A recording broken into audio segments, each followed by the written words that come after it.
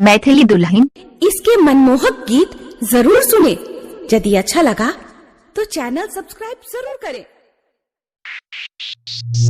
लक्ष्य recording studio Valoriya Begusarai. काजल, तुम सिर्फ मेरी हो। हम दोनों के बीच अगर कोई आया तो समझो वो मर गया। DJ Lal Babu Raja Samastipur. Singing by Rupesh Singh.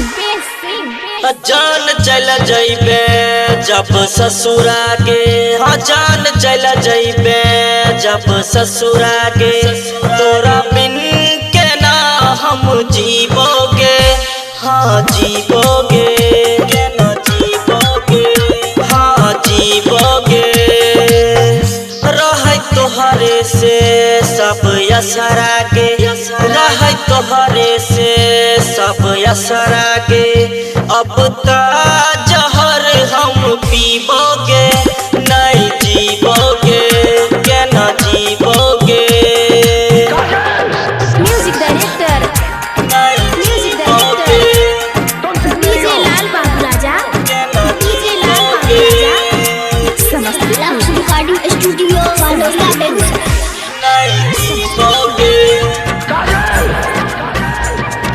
Singing by Rupesh Singh.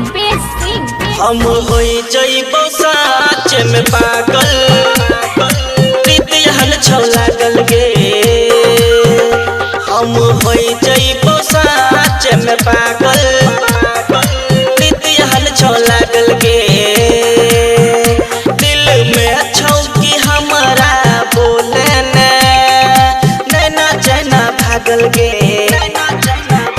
टूटल दिलावा के सब टुकड़ा के, टूटल दिलावा के सब टुकड़ा के, तू ही बोल के ना हम सीबोगे, नहीं जीवोगे, ना जीवोगे, नहीं जीवोगे। Music director DJ Lal Babu राजा हम दोनों के बीच अगर कोई आया तो समझो वो मर गया।